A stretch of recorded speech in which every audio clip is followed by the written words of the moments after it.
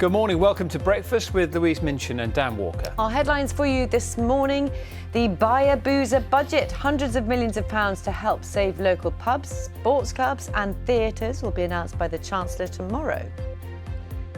The Chancellor could also extend the stamp duty holiday and launch a loan guarantee scheme, but critics question whether it helps first-time buyers or just the big banks. Keep following the rules. The cautious message from health bosses as new research shows vaccines dramatically reduce the chances of becoming seriously ill. A change of hospital for the Duke of Edinburgh, but the Queen carries on with official duties as she performs her first remote unveiling of a statue. Three-time Grand National winning trainer Gordon Elliott is suspended from racing in Britain while he is investigated over a picture showing him sitting on a dead horse. I love you. I love you so much. The agonising wait to visit loved ones in care homes. There are changes to the guidelines in England on Monday. Some campaigners tell us they don't go far enough. Good morning. Rather like yesterday, we're starting off on a cloudy, misty, foggy note. The brightest skies today will be out towards the west, and like yesterday, some of that cloud will stick for much of the day. I'll have all the details throughout this morning's programme.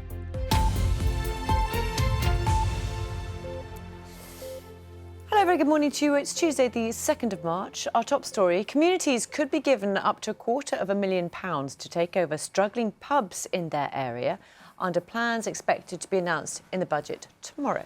The Chancellor will unveil a community ownership fund, which is also expected to cover sports clubs, theatres and other venues at risk of closure. Here's more from our political correspondent, Chris Mason. How do you save your local pub? Many were already closing permanently before the pandemic. How many more might follow now we're out of the habit of propping up the bar? In the budget tomorrow, the Chancellor will announce that community groups across the UK could be given up to £250,000 to help take over struggling pubs. There'll be help too to buy into theatres and sports clubs. Rishi Sunak will also say he'll spend £300 million of taxpayers' money to help summer sports, such as tennis, horse racing and cricket. The pandemic means the Chancellor has borrowed vast amounts, built up a giant pile of debt and faces a huge political question. Should taxes go up to pay for it all? The former Conservative Chancellor Lord Hague said yes, they should the other day. Now the former Tory leader Lord Hague has said the same in this morning's Daily Telegraph. Rishi Sunak has said he will level with people about the challenges we face. Tomorrow, we'll find out exactly what he means by that. Chris Mason, BBC News at Westminster. Well, there is fresh evidence that the vaccine rollout is having a big effect on the number of people taken into hospital, with admissions down by 80% for those aged over 80 after a single dose. Despite the positive signs, doctors are urging everyone to remain cautious and continue to follow restrictions. Vishala Sripathma reports. The speedy rollout of the vaccine across the UK has meant 20 million people have had a jab in their arm over the last few months, and new evidence suggests it's having a significant impact. Public Health England data shows a single shot of either the AstraZeneca Oxford or the Pfizer cuts the risk of needing hospital treatment for COVID by up to 80% for those over the age of 80.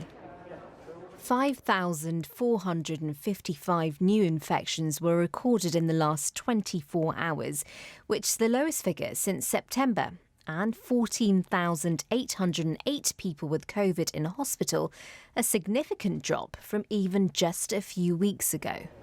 This all suggests that the vaccines offer strong protection. Some believe this could help ease restrictions earlier than planned. Well, according to government policy, they can only shift into the future. We can only delay if the initial results of each phase of relaxation are disappointing. But I believe we should equally allow them to be advanced if the early success with the vaccine continues to outpace the assumptions which sensibly made. It's wise to be cautious, but if things turn out to be better than expected, it's sensible to take that in, allow yourself to take that into account when that happens. But the message from the medical experts is not to get ahead of ourselves. It gives us those first glimpses of how, if we are patient and we give this vaccine programme time to have its full effect, it is going to hopefully take us into a very different world in the next few months. But we have to be patient. We have to push on with the vaccine programme. There's concern that the success of the vaccine may be undermined by new variants, with several new cases of the Brazilian strand now identified here in the UK.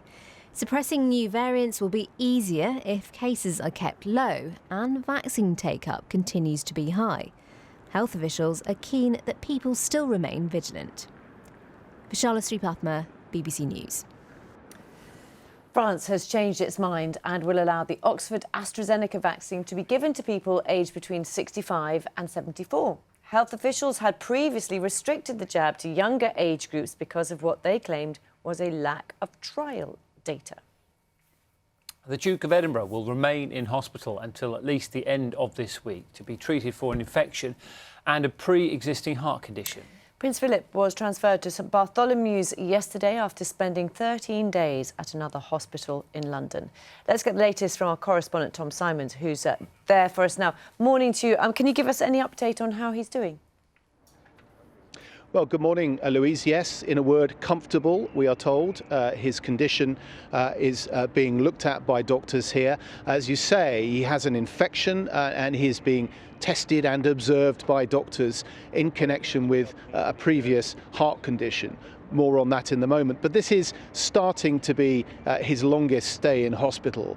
He came here from King Edward VII's Hospital yesterday over to the west of us in the West End. And he's here now at Bart's, St Bartholomew's, on the edge of the City of London, one of the nation's leading heart care hospitals. Here there are surgeons and facilities on standby for really whatever he should need specifically for a heart condition. And we are told that he has been visited by Prince Charles and by the Duke of Cambridge, not so far the Queen, but she has appeared in public in the last 12 hours via a Zoom call that was released by the palace. She did a call with the Governor and the Premier of South Australia. The reason, a statue had been installed outside Government House, and she joked with the Governor and the Premier that this might be quite alarming for somebody looking out of the window. They might see the Queen as though she had arrived unexpectedly. So the Queen in good humour, joking there, no obvious signs of concerns.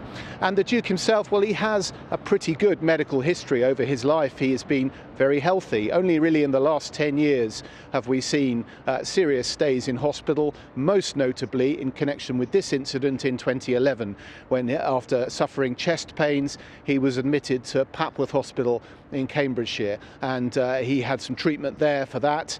He had a stent put in, a balloon inserted into an artery, a metal sleeve added to keep the artery open. And so there are obvious parallels with being here at Bart's now, and clearly the pre-existing heart condition is likely to be related to that. Since then, he's done pretty well, really. He has had a hip replaced, as many people his age have. He was in a very serious car accident in 2019, very widely reported, and on the estate in Sandringham, and managed to escape that with just cuts and bruises. So I think that everybody here will be hoping that he gets on well. And of course, the palace will be guarding his privacy, his medical privacy, very closely as the days go on. Tom Simons, thank you.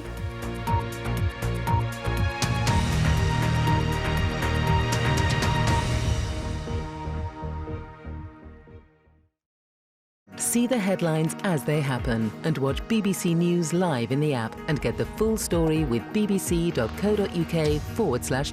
Follow the story for all the latest with BBC News.